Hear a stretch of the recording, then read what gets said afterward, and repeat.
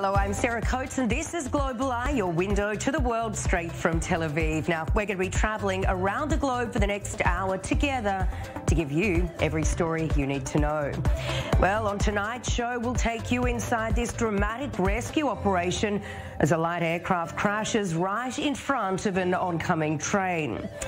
Well, can we expect tennis superstar Novak Djokovic to defend his Australian Open title following the major upset with the Australian government? And imagine having the same name as a disease. What would your life look like?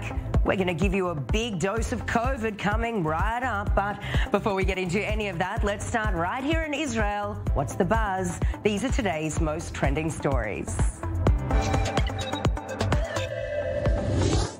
Well, two former Israeli prime ministers have today gone head-to-head in an Israeli courtroom as Benjamin Netanyahu's defamation suit against Ehud Olmert got underway. Well, Netanyahu, his wife and son appearing in Tel Aviv Magistrates Court following an interview with an Israeli news site last April, where Olmert slammed Netanyahu and his family, calling them mentally ill. Well, the Netanyahus are suing Olmert, seeking nearly $270,000 in damages. Well, have you managed to dodge COVID? Well, good luck with keeping that in check over the next few weeks if you live here in the Holy Land, with health authorities saying that millions of Israelis will likely be infected throughout January.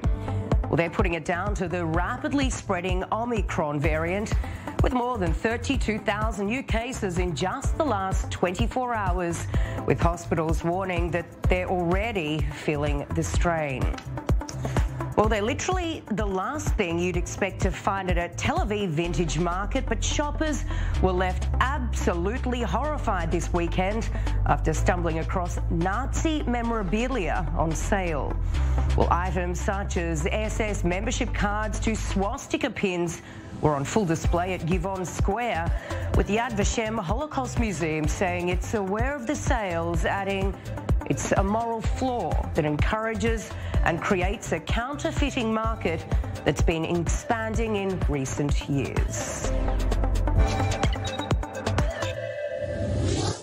Now, following allegations of rape and sexual abuse of 22 women and children by the prominent ultra-Orthodox Jewish children's author, Rabbi Chaim Walder, voices within that community are now breaking the silence, often imposed on victims in such cases. So could this be the beginning of a Haredi Me Too movement? Our correspondent Pierre Kloschendler speaks to those speaking out. Fear not when a man becomes rich, when the honor of his house increases, for he will not take anything in his death. His glory will not descend after him. Psalm 49. Greed is the source of one's downfall. For in his lifetime he blesses himself, but all will praise you.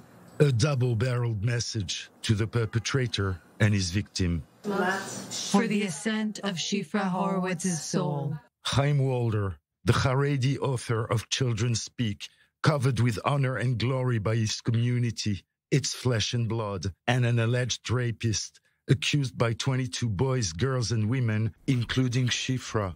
A tragedy. Shifra took her own life the day after Walder committed suicide. Ecstatic funeral orations accompanied Walder to his final resting place. The victims were accused of libel, of spreading slander, gossip, the language of evil. Lashon Hara. Did a young woman sacrifice herself in order to be heard for things to move? All this big talk about feminism and gender equality overrides everything. Women must have the right to speak up and be heard after being silenced for so long while this criminal blossomed. Her death is a cry, no more. It cannot go on like this. Either the fracture within our community is healed, or it becomes a gaping wound. For over a week now, ultra-Orthodox women and men are rising up against the silencing of victims of rape and sexual abuse, a taboo. Leaflets appear in synagogues, in charity and mailboxes, on billboards, on walls of ultra-Orthodox neighborhoods. The message, we all believe the victims, the commandment, thou shalt not be silenced, are spreading on social networks. A breaking wave, a Haredi Me Too. Walder's book are torn, thrown in the bin, burnt. I'm a mother of 10. and a victim of sexual abuse. The Torah transcribed by a man who lost his faith, the book of a man who doesn't believe his own words, could not have a positive influence. My kids have grown on Walder's books. I haven't yet decided what to do. Leave! Get out of here! In the ultra-Orthodox neighborhood of Geula, it's tough to talk about this case, all the more so to someone considered a stranger. You've heard about Chaim Walder's case? Chaim Walder, the educator. I never heard of the case. I never heard of the person. I don't know of the incident. If you want to talk about Torah, we can talk about Torah. I don't want to talk about it. The great rabbis of Israel told us to be silent. We listened to them. They're infallible. This Walder is a rascal. It's true, and we must guarantee these things don't happen. The victims are 100% right. For an ultra-Orthodox man to speak out against a criminal of such stature is tantamount to opposing his own establishment. The ultra-Orthodox politicians, you know what they talk about? About the tax on plastic disposables. This is the worst crisis within the Haredi community since the inception of the state. A crisis that's not new. It's been 6 years since Avigail Heilbronn launched a similar online campaign. The immense majority of our rabbis don't know the meaning of sexual abuse. They just don't know. It's not malice or evil, but ignorance. They must learn, and now they are. More and more rabbis now refuse to condone Walder's case. People feel like they're in the midst of a revolution. Is it real? Yes, it is. Walder chose the easiest path. Shifra, the hardest of all. Will her tragic death be the catalyst of a change of attitude toward victims of rape? I do hope her silencing will spark a revolution and that this case won't be gone with the wind. May her memory be a revolution. Pierre Clochendler, I-24 News. And for more, let's bring in Ziv Gluck, who is the CEO of Amodin Community Resources. Ziv, really appreciate your time this evening. Firstly, I'd like to ask you, what was your initial reaction to this horrendous story? So being that Amudim was founded specifically to deal with destigmatization of sexual abuse within the community, dealing with these matters for so many years, I must say I was not surprised because nothing surprises me anymore. What did surprise me, however, was the lack of concern and compassion for the victims, not only in this case, but in general, that went on for the first few days after the suicide of Walder. And thank God, finally now, people are stepping up, and leaders and rabbis and organizations, and saying enough is enough. And while it's a tragic way that this had to happen, I must say that, thank God, at least the rug is being pulled out and our children can be safe. So how likely is it, Zvi, that we can really expect real change with an issue like this? How prevalent is sexual abuse in the ultra-Orthodox community? So I can only speak from the cases that we deal with at Amudim. In the last 7.5 years, we've dealt with about 4,300 some odd clients that are victims of sexual abuse between our offices in Israel and the United States. As far as prevalence, when I do sit on committees, whether it's in Albany or in City Hall, the numbers are pretty much across the board the same. The difference is how we respond to it. The difference is how people within the ultra-Orthodox community, the Torah is used against them when they're victims to try to silence them by saying it's Lashon Hara or it's Mesirah, you're not allowed to do anything about another Jew, and that's just wrong. If somebody is pursuing another person, you must, according to Jewish law, the Rambam says it and the Shulchan Aruch says it, report them to the legal authorities. You must stop them in their tracks. So at the end of the day, it's not a question of the numbers. It's a question of, first of all, one is one too many. But at the very least, using religion as a tool to silence victims of abuse is unacceptable. It is 100% unacceptable. And Zvi, your organization is doing great things. So thank you so much for coming on this evening. Thank you for having me. Pleasure. All right, we're taking you out for a short break. Plenty more when we come back. Don't go anywhere.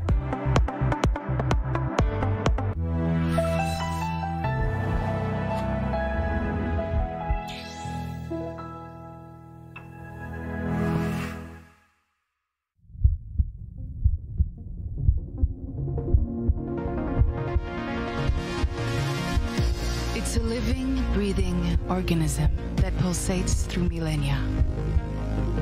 Touch it, listen to it, smell it, taste it. Experience the Holy Land like never before. Holy Land Uncovered, every Sunday, only on I-24 News. Imagine being able to see into the future. What innovations will change the world as we know it? Join us as we meet the people changing our planet and discover the inventions shaping tomorrow. Israel Business Beat, Sundays and Wednesdays, 9:30 p.m. GMT. Zoom in, past the sound bites and beyond the numbers. Zoom in, between the people and into the Middle East conflict. I'm Jeff Smith. Together, we'll zoom in Sunday through Thursday nights, only on I-24 News.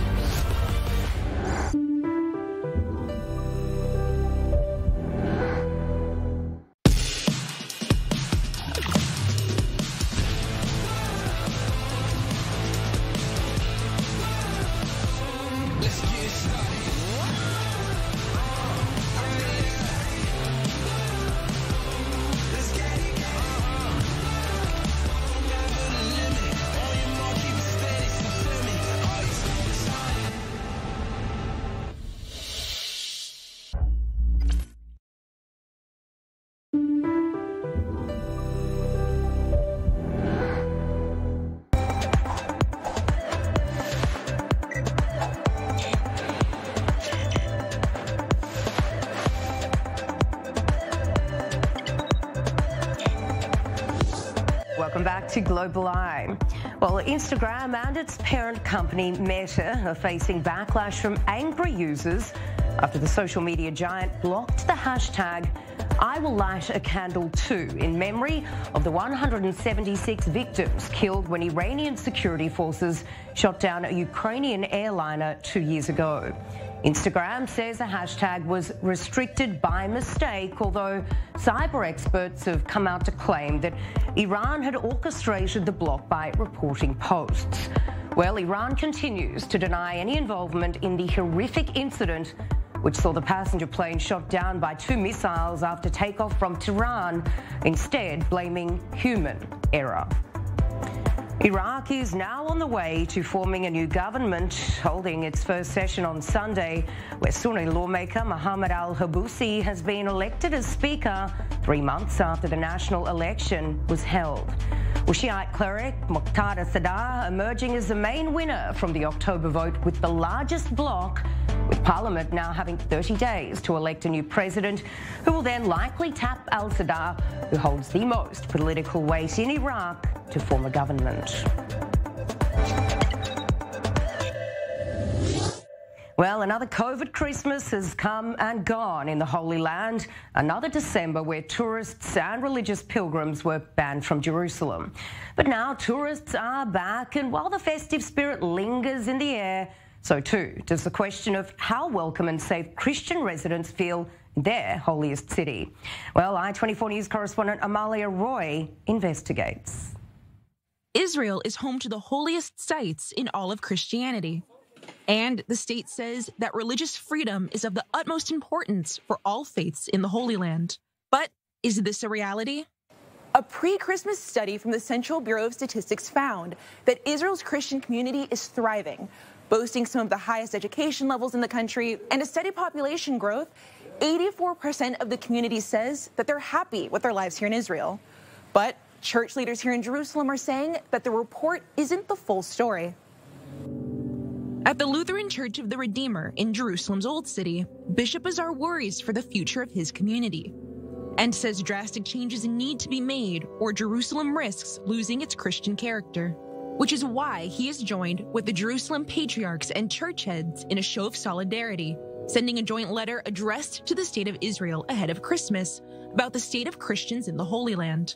Very clear that we are, as Christians, proud to be a part of the nation, of the people in the Holy Land, that we are here since 2,000 years. And as bishops and patriarchs, we are looking for the future and for the Christians who are living in the Holy Land.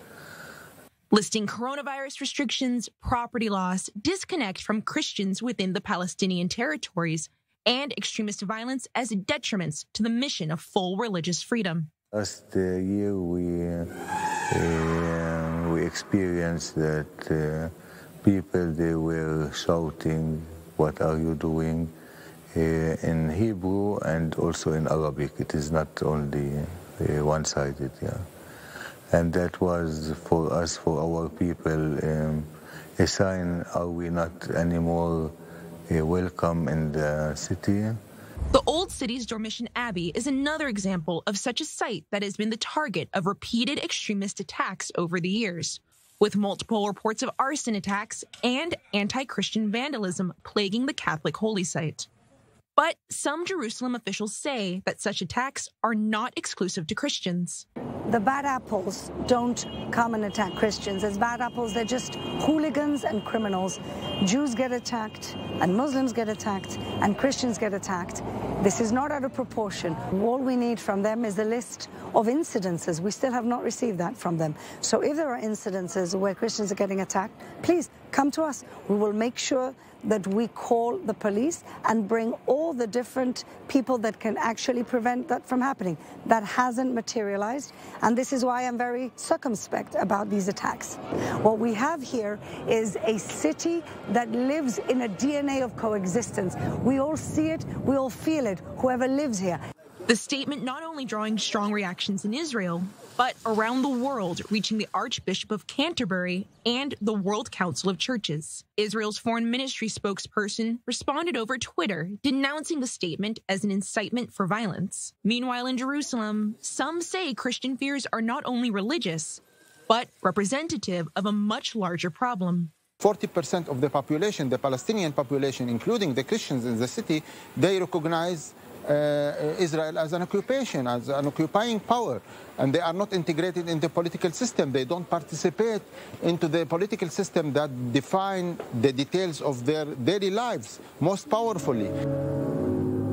Despite the strong reactions, Bishop Azar maintains that church heads are grateful for the religious freedom Christians have in the Holy Land under the Israeli government, and that the statement's meant to hold the country accountable to maintaining these values and work as a jumping-off point for future conversations. Moving on, and how much would it cost Israel if an earthquake were to hit today?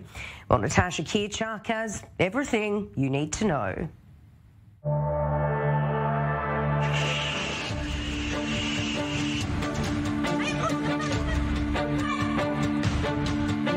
When you think about the most pressing threats that Israel typically faces, natural disasters may not come to mind. But national security experts predict that a massive earthquake is going to hit in the coming years.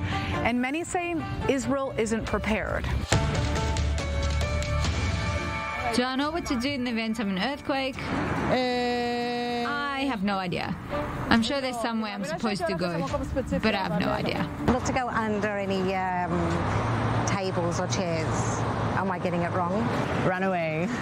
I'd be looking for the nearest shelter, I'd say. Bomb shelter? I don't know.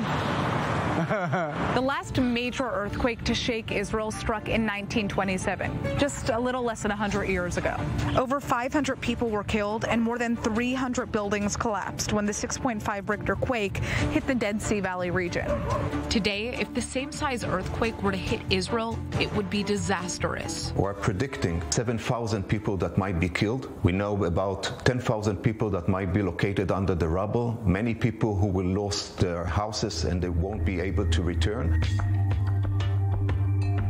Israel is located right on the border of the African and European tectonic plates, and lots of earthquakes occur along this border, which stretches from the Red Sea and the Gulf of Eilat in the south, all the way through the Jordan Valley and up to Turkey in the north. Approximately every 100 years we have a very strong earthquake over here in Israel, so we are expecting the big one to come. And it will be between 6.5 and 7.5 in Richter scale. It's a matter of when, and we have to prepare ourselves for that. Amalia Roy was born and raised in Northern California in the United States, where earthquakes are a common phenomenon. I can't tell you how many earthquakes I've experienced. I've actually slept through most of them. Since I was little, it was kind of common for my parents to teach us all about earthquake safety. Now that can be either knowing how to get out of the house in the case of an emergency, having the basics like flashlights, candles, or having just dry food around. Living in Israel, people don't even think about earthquakes. It's not something that's on the mind. When I'm freaked out about living in an old building or whether or not it can stand up to any rumbling, people think that I'm being crazy. Recently, there was a report that went around in Facebook groups about different areas of Tel Aviv and how safe they are, and I found that almost every single building in my neighborhood was deemed structurally unsafe by the municipality. A 2018 state comptroller report warned that Israel is unprepared to deal with a major earthquake hitting the country. This report found that an earthquake would cause serious damage to fuel lines, water systems, general transportation, and all kinds of buildings. Because not all the buildings, are built according to the code of an earthquake. Only after 1980, we started building these buildings. In the past, Israel had decided to allocate over $1.5 billion to strengthen buildings for earthquakes. But a report last year shows that only 7 million shekels were actually transferred. And Israel's budget proposal for 21 to 2022 makes no special reference to earthquakes. So what is ready? One of the things that we are going to do next year is to have a very big national exercise that will involve also the children in schools. Israel is now also running a pilot for an earthquake early warning system, which can potentially send out alerts to the public as the earthquake hits. But experts say that at this point, the best way to protect oneself is education. During big earthquakes, you have damage even if in the strongest countries around the world. So we have to do everything to reduce the vulnerability of the public. All right, and we're moving on to the United States. These are today's most trending stories. Well, how is this for a dramatic rescue? Here you can see the wreck of a Cessna aircraft that crashed down near a level crossing in Los Angeles, but wait until you see what happens next.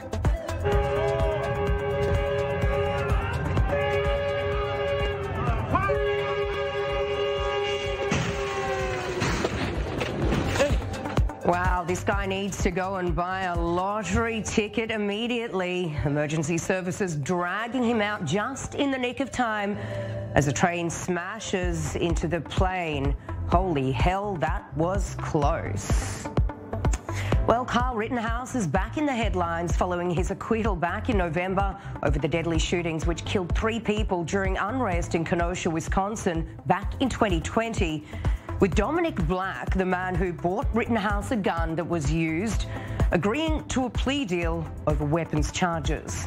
Now, Black, who was dating Rittenhouse's sister at the time, was 18 when he bought the rifle for Rittenhouse at a hardware store in May of that year, with the plea deal seeing him avoid a criminal conviction. Well, at least 19 people have been killed and 63 others injured in a 5-alarm fire in an apartment building in the Bronx in New York City on Sunday.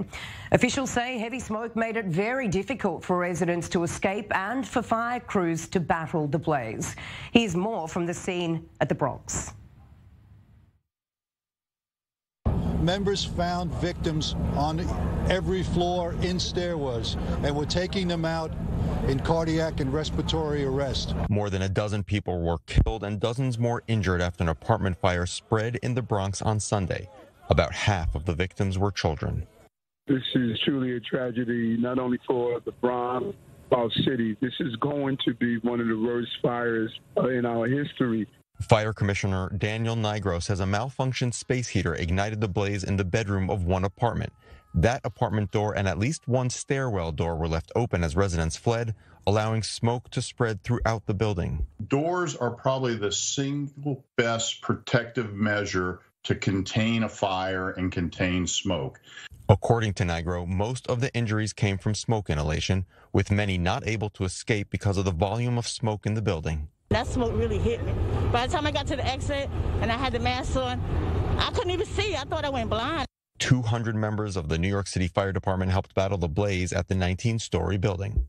Many of the residents of the building were immigrants from the small West Coast African nation of Gambia, Officials said names of those who seek assistance will not be turned over to immigration officials. This is about New Yorkers that are in need, that need services, and we're able to provide those services, while everyone deals with their grief. Reporting from the Bronx, I'm Jan Pomerantz. All right, short break, but when we come back, could France's next president be female? We'll take a look at a right-wing candidate shaping up against Emmanuel Macron, and I'm going to bring you something really, really harsh right after this. Don't go anywhere.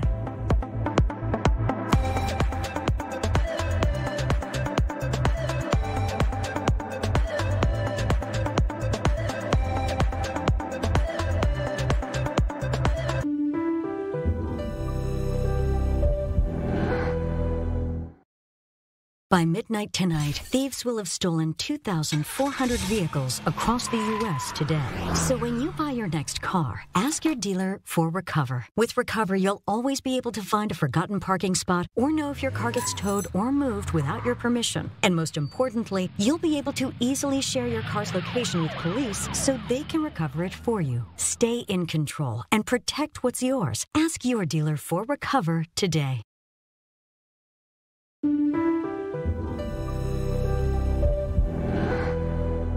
We're on the inside of political and religious passions in Jerusalem, breaking down the financial trends shaping the global economy, giving you key context, not just headlines, with the stories from Israel that touch the U.S. and those across the region with impact far beyond its borders. Catch the rundown where the Middle East meets the world. Breaking news again, but there's always more to the story, especially here in the Middle East. Looks like the Middle East is always about to go to war. Or is it? What's really going on in the region? Well, unless you're actually here, you can't really tell.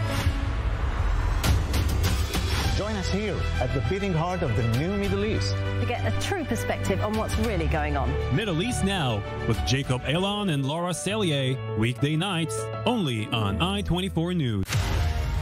Zoom in, past the sound bites and beyond the numbers. Zoom in, between the people and into the Middle East conflict.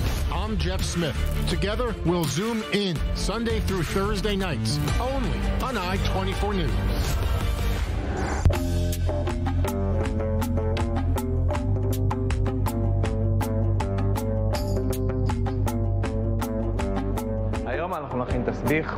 Today I'm making what we call tasbih, a mix of two Israeli staple dishes, falafel and sabich. Sabich is a sandwich based on a traditional Iraqi Jewish dish made for a Shabbat breakfast. It's made of eggs and eggplant, and in the past, it was served on a plate.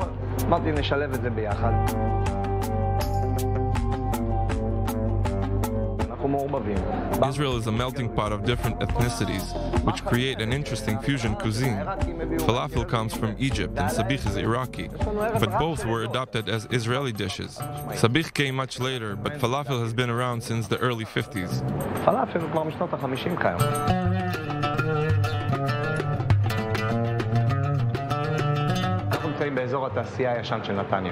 We're in Netanya, a city in central Israel.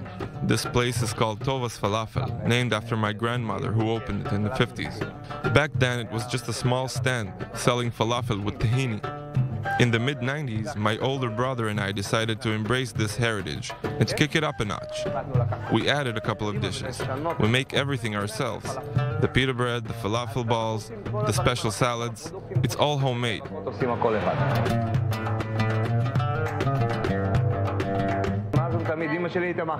Ever since this place opened, I remembered my mother feeding the less fortunate. Sometimes people who arrive here are short of money. I can't turn my back on those hungry people, so I let them eat for free. I'm pretty sure 20% of our customers don't pay, and I'm blessed to be able to allow that. Feeding people is not about making money. There's much satisfaction in it.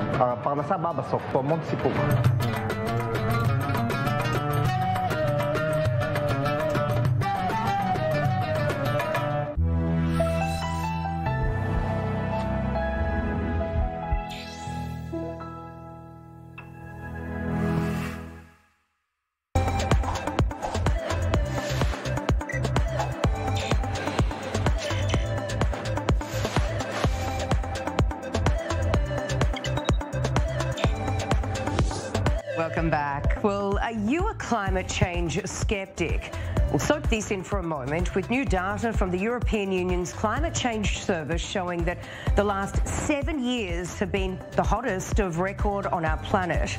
Well, scientists say that we need to stop getting hung up on yearly stats and instead focus on the bigger picture, with Earth's average temperature now 1.5 degrees Celsius above average, rather 1.1, which is pre-industrial levels, well on the way to the 1.5 degree threshold that we're being warned will cause irreversible damage to the environment.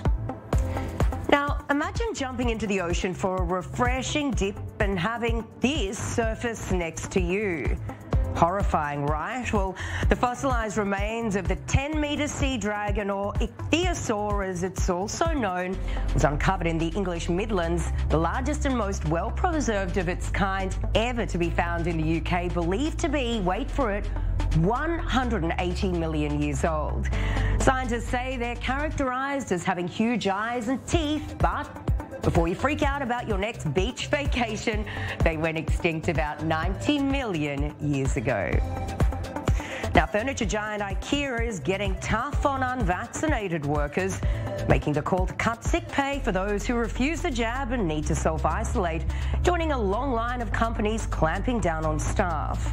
Well, it means that workers who haven't been inoculated and need to stay home could only be paid a fraction of their wage as firms struggle with mass staff shortages due to the growing list of rapidly spreading COVID variants. Well, IKEA says it understands the move is sensitive, but insists its policy needs to evolve with changing circumstances. Is France ready for its first female president? It's on the cards ahead of this year's election, with a 54-year-old conservative mother of three being seen now as a serious contender against Emmanuel Macron. Well, right-wing candidate Valérie Pécresse is woven to get tough on crime, while with security and immigration at the top of voters' minds ahead of the April vote, with President Emmanuel Macron facing increasing pressure at home over his handling of COVID, with mass demonstrations taking place right across the country throughout the pandemic over his handling of COVID. All right, let's bring in journalist Eduardo Quay joining us live from Paris. Eduardo, thanks for coming on. Firstly, tell us a little bit more about this lady and the likelihood that she has in toppling Macron. Well, Valérie Pécresse is well known here in France. She has been elected twice the president of the Paris region, the country's biggest and richest region. And most analysts agree that her record as the president of this region is a pretty good record. She is a conservative. She is very, very tough on immigration and on crime. But she is facing a serious problem. When she was nominated by the leading Conservative Party last December, she managed to bring the other candidates who ran in a primary together. But since then, the party has been split. And it has split seriously over the vaccination pass that the government is trying to get through Parliament. This pass means that unless you are vaccinated and can show it, you will not be able to go to most events, movies, bars, restaurants, even long-distance trains and airplanes within France. The only thing you can do is basically go to work and buy essential items such as food. And this has divided the party very seriously, and it points to her biggest problem, which is to try to take away the votes from the two extreme right-wing candidates, Marine Le Pen and Mr. Zemmour, while at the same time maintaining the mainstream conservative vote. And this is going to be a very, very narrow line for her, and it's going to be, as I say, the biggest challenge that she is facing at the moment. So, you know, we do know immigration, security, they are two of the things on voters' minds here right at the top. What sort of things is she campaigning for here? Well, she's like all of the right-wing candidates, and even Mr. Macron now, she is urging much tougher immigration laws, the return of illegal immigrants who are in France, and they are a number, several 100,000, if not maybe 1 million or so.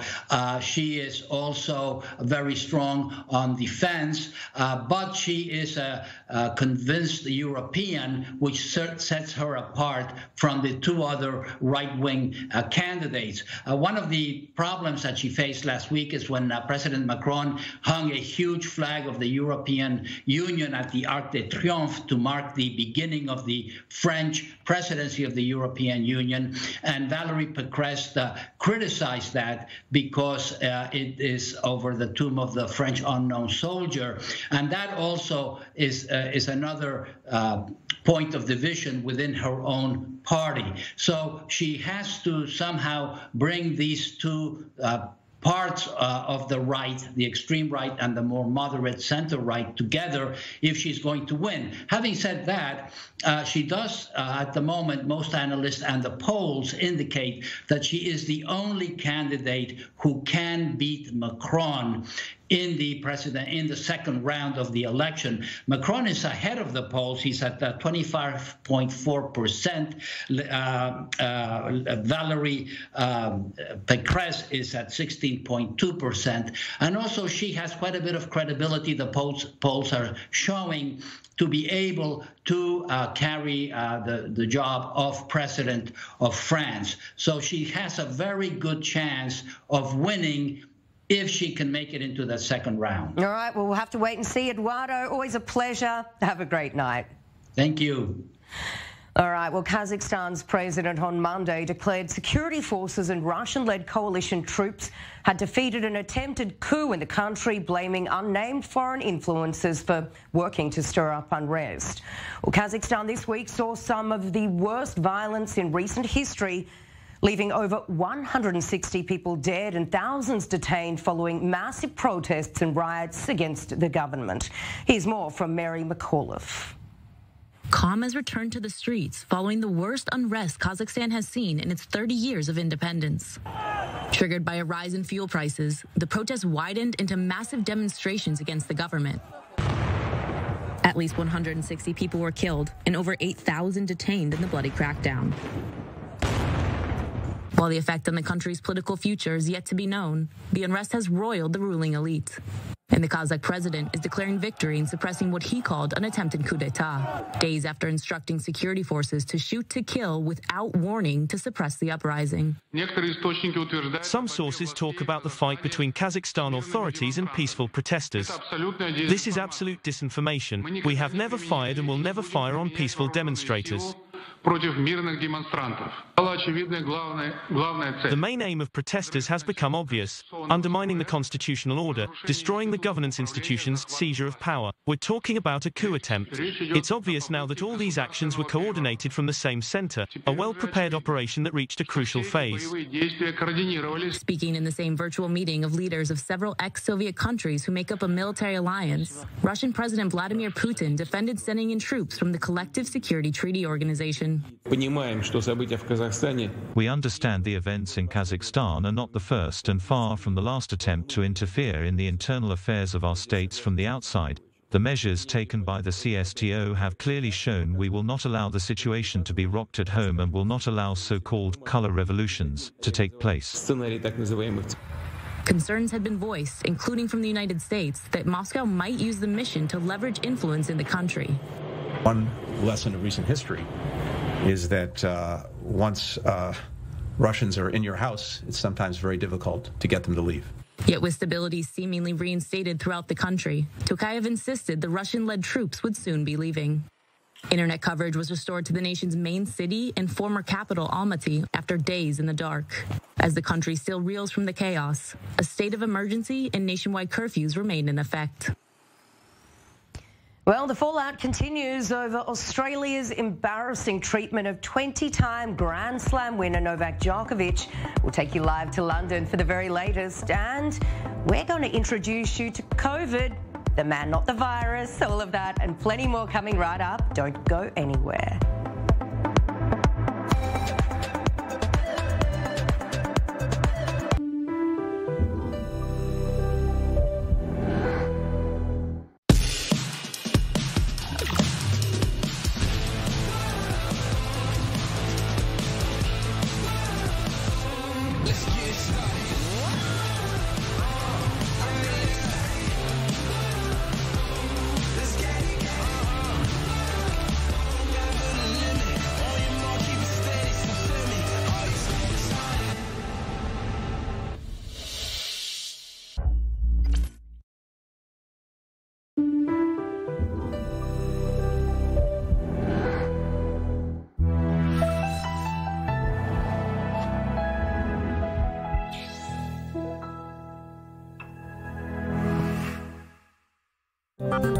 Esta semana en News 24, de Israel al mundo, Mekorot, la empresa nacional de aguas, colabora con decenas de países para lograr una gestión eficiente de los recursos hídricos. Violencia doméstica en aumento. Un informe de la Bitso revela que se triplicaron las denuncias durante la pandemia. Camino al Mundial 2022. ¿Cómo se prepara Qatar para la Copa del Mundo en un contexto de pandemia aún muy incierto? News 24, el magazine semanal en español de i24 News. Imagine being able to see into the future. We can take you there. What innovations will change the world as we know it? Where can you get the most bang for your buck? I'm Natasha Kirchak, journalist, traveler, and the host of Israel Business Beat. Join us as we meet the people changing our planet and discover the inventions shaping tomorrow. Israel Business Beat, Sundays and Wednesdays, 9:30 p.m. GMT.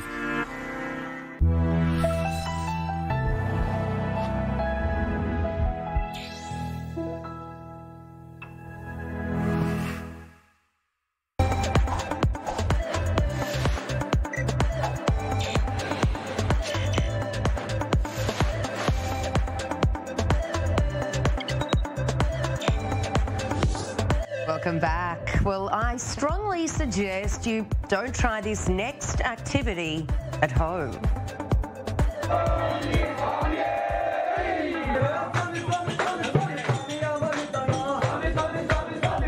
Well, these people risking life and limb in southern India are experienced firewalkers performing the very impressive spectacle to appease the Hindu god Ayappa. Well, it looks downright painful. They've even dipped their hands in hot oil to spice things up even more, but don't worry, they're pros, with the tradition originating in India to show devotion to one's faith.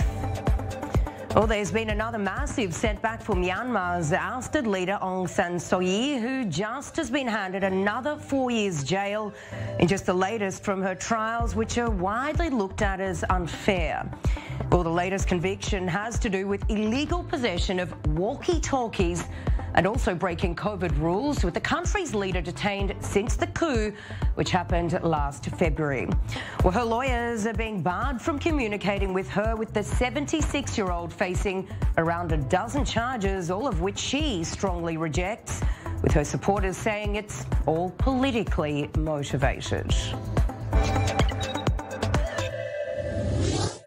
Well, the circus surrounding 20-time Grand Slam winner Novak Djokovic continues, with Australian authorities left with egg on their faces after revoking his entry visa to play at the Australian Open in Melbourne, where he currently holds the title, to then dramatically overturning that decision. Now, it's all over Djokovic's vaccinated status, with the tennis star forced to hole up in a quarantine hotel, just like the rest of the poor souls who somehow made it down under, with the story seeing demonstrations outside the hotel and also in his native Serbia, with the Serbian president reportedly saying that he wants to fight Aussie Prime Minister Scott Morrison. All right, and let's now bring in London-based sports journo Johnny Gould. Johnny, look, you were right on top of this crazy story. What an absolute mess, to say it nicely. Tell me, what is the latest? Have we heard anything from Novak since the decision was overturned? Well, his family, hi Sarah, have spoken to the British media here, and there was a rumour flying around that the immigration department were about to rearrest Novak Djokovic following his release. There were minor riots outside the lawyer's office of Djokovic, where police actually pepper sprayed protesters who were in favour of Djokovic's victory. I really hope that this is the end of it now, and that the immigration department and all the devolved governments just calm down a bit, take a step back and accept that their courts have some form of sovereignty and justice here. It might not be fair, but it's probably the right decision. He's a guy who hasn't got COVID. He is the world's best tennis player. He's the defending champion. He's not going to infect anyone. For goodness sake, let him play some tennis. Exactly. And, you know, I'm sure this has left a pretty bad taste in his mouth, Johnny. You know, what does this say about international sport and Australia if one of the world's leading athletes is treated in such a manner? it's a really dark day, I think, for the world of international sport. Of course, we've had terrible tragedies which this doesn't compare to. So, for example, Munich and Ibrox, Hillsborough, other terrible tragedies. But when I say that this is a dark day for international sport, I mean that the global idea of sport played since, well, before the Second World War, and certainly built on after peace was made between countries in the Second World War, is that it would spread some peace around the world, and that it started in the Western world. And the Australian Open, the French Open, Wimbledon and the US Open, you look at the majors of golf in the United States and here in Britain, spread the idea of peace and cooperation between the world, and then it extends to the Gulf, and it extends to the Middle East, and it extends to Russia and the Far East. And so suddenly we have an international consensus of sport. And when one of the original Western nations, an Anglo-Saxon country like Australia, treats one of the world's great sportsmen like this, you've got to ask where this will end. What about the world of sport as a future sort of tabernacle of global peace? It's a very, very dark day, I think, for world sports. Yeah, you're certainly right there. And lastly, Johnny, who's your money on if we do see a fight between the Serbian leader and the Australian Prime Minister? Oh, I think the Serbs have got it, haven't they? The Croatians certainly. I'm with you there too. I think Morrison's going to go down. Morrison's going down in the first round. First hit, he's out of there. Anyway, Johnny, that's where my eye's staying on. I'll speak to you another day. Have a good one. I look forward. Bye-bye. All right, let's move on now to Africa. These are today's most trending stories. Well, tensions continue to rise in the African nation of Mali, which is hitting back at the economic community of West African states, slamming what it's calling illegal sanctions, saying it's closed borders with the states concerned. Now, the drama all centres around a major delay in holding elections, which ECOWAS says is unacceptable, with the militia and military looking to push that vote back to 2025. Now, it all comes after military officers toppled the elected president back in 2020 amid violent street protests against his unpopular rule. Now, do women belong on the hip-hop scene? Well, of course they do. But female rappers in Tunisia say they're increasingly being pushed to the outskirts of their art, with social norms deeming rap and hip-hop as inappropriate for women. But these ladies here are on a mission to change those antiquated views, encouraging women to break free.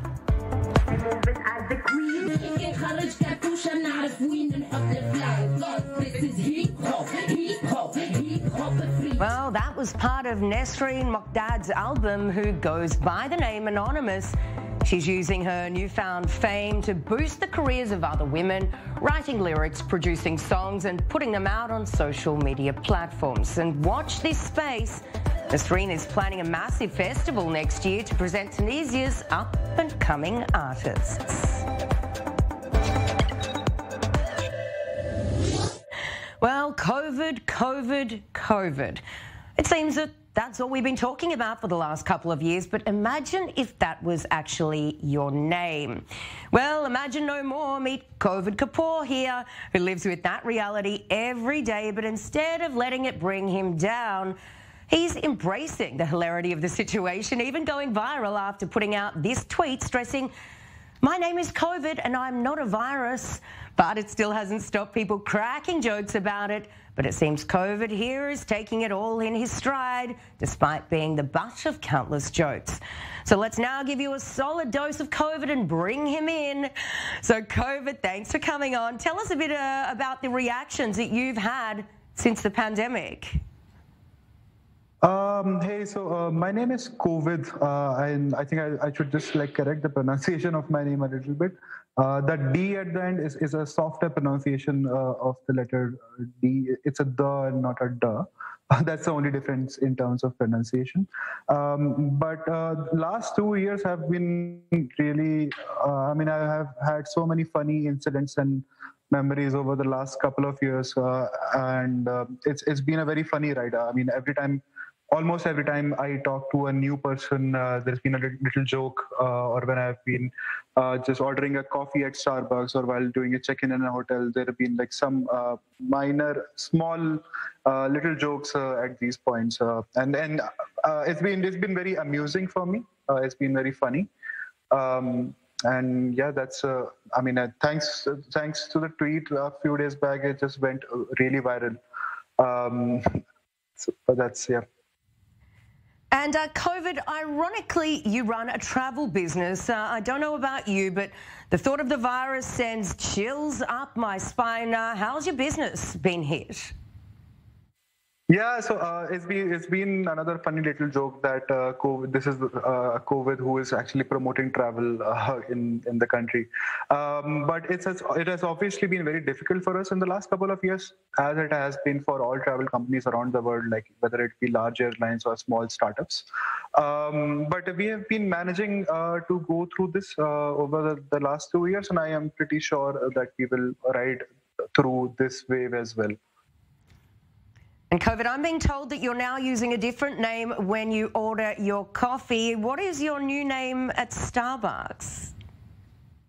So I have tended to use the name Kabir in the last few times that I have ordered coffee at Starbucks, or while getting a restaurant reservation where the name is not that critical. So I would sometimes, when I'm in the mood to just avoid these jokes or extended interactions, I just tend to use that name, Kabir. And COVID, before the pandemic, your name was pretty rare. Tell me, what is the meaning behind it? So my name is actually very rare, even in India. So throughout my life, I have only personally met one another COVID who was in college. And even then, 10 years ago, both of us bonded on the fact that, hey, we have run into someone with the same name for the first time. And originally, my name comes in a religious poem called Hanuman Chalisa in Hindi. And originally, it means a scholar or a very learned person, which is a very good meaning for a name. And I used to really like my name earlier as well. It's just now that it has become something completely different and something completely dangerous and deadly. So what about after COVID-19? COVID, do you still like your name? And I really love it. I think it makes for a very memorable and pleasant small interaction when I'm interacting with someone new, whether it is in a personal context or a business context. And I think people tend to remember my name very clearly. I don't have to repeat my name ever again to them. So I'm very happy with the coincidence. Well, COVID, stay healthy, and we hope the only COVID in your life is your name. Yes, hopefully I'll stay COVID positive. All right, thank you there, COVID.